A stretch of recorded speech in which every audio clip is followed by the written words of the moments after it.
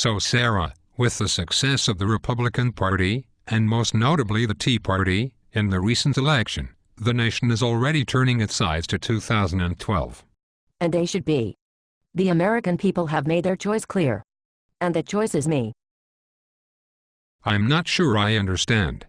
Are you saying you believe that the recent election was somehow an endorsement for your candidacy in 2012? Well, it sure as heck wasn't an endorsement for Obama. But you weren't even running for office. In fact, you quit as governor. Enough with your gotcha journalism. Let's talk about the changes you can expect in the Palin administration. Palin. Are you suggesting that someone from your family will be your running mate? Your husband? Todd? Don't be ridiculous, Larry. It's going to be Piper. She's the only one in my family who hasn't been victimized by the socialist left-wing dingbat smear campaign that has been raging for the last several years. She was the logical choice. But don't think the rest of the family is being left out. I have to stop you there. Let me get this straight. You're going to staff your administration with your own family? Yes, my initial appointment will be Bristol as Surgeon General. Her first-hand experience with teen pregnancy will make her a powerful voice for my abstinence initiative. Wow. I don't know what to say. Then don't. The next appointment will be for Homeland Security. This is the one position where I had to deeply consider bringing in outside help. I even spoke briefly with former advisor Tom Ridge about returning to the position. But it sounds like that didn't work out. So who will be heading Homeland Security? Trig. Your retarded 2-year-old son? Are you saying he's not capable of it, just because he has Down syndrome? No. That's not what I meant at all. But don't you think 2 years old is a little young for anyone? He'll be 4 by the time I take office, Larry. And they call me the stupid one. Jiminy Crickets. The next appointment will be Todd as Secretary of State. You're entrusting our diplomatic relations to the man others have jokingly referred to as the first dude. Let me refutate that. Excuse me? I need to refutate what you just said. Refutate? Yes. Todd's official role as first dude will be groundbreaking. But it's in his capacity as Secretary of State that we hope to shape the future of the world. You'd be amazed by what a heart-to-heart conversation 2 men can have after a snowmobile race through the Alaskan wilderness. You're actually saying that we'll be his primary vehicle for diplomatic relations? Yes, a snowmobile is his only vehicle. That's not exactly what I meant. I know it's impossible for someone like you, a liberal elite, to comprehend how the proliferation of nuclear weaponry can be substantively affected by a wacky alpine adventure with my husband and his virile chin pubes. But rest assured that even the Palestinians will come to their senses once they experience the awesome thrill of a helicopter wolf hunt. I'm in shock. Good. That's what America needs. A shock. A jolt of sanity from someone who hasn't been corrupted by Washington. Oh, and that reminds me. There will also be a new face as press secretary. Your daughter, Willow. No, she'll be heading up defense, the treasury, the interior, and most of the other cabinet positions. But I told her she has to share with Trig.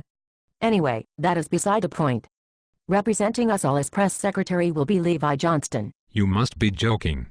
Far from it. From his willingness to expose his own man genitals to Playgirl to his candor about me and his baby mama in various interviews, you can count on him as a trusted resource for all details on the administration. Are you actually attempting to usher in the apocalypse? No, but end times are upon us.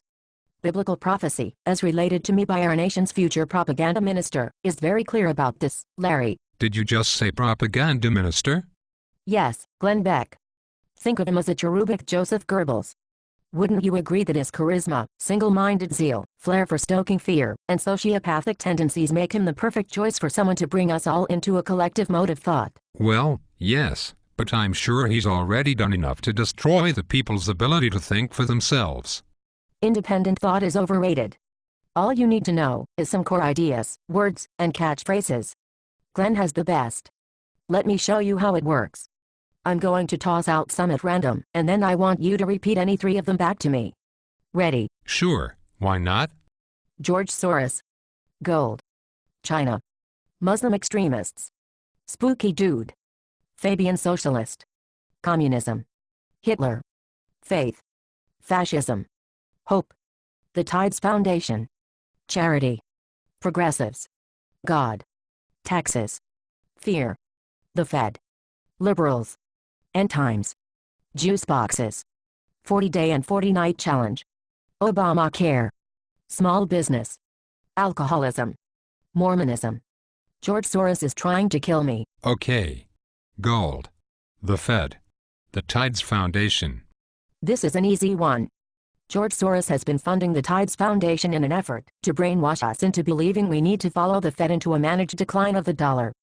By doing so, we're going to see a period of hyperinflation, where your only safe haven is gold. George Soros is trying to kill me. I couldn't say I understand how such a paranoid line of thought is of use to anyone. I don't either. But I do know that when people are paranoid and afraid, they're easier to control. Obviously. But isn't that a sinister approach to government?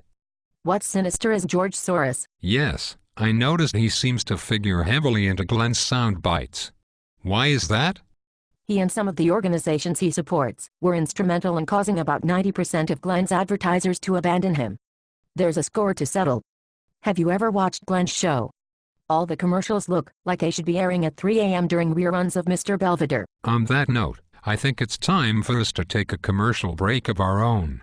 Thank you, Sarah, for joining us, and we'll be looking forward to seeing how your campaign unfolds now that you've officially thrown your hat into the ring.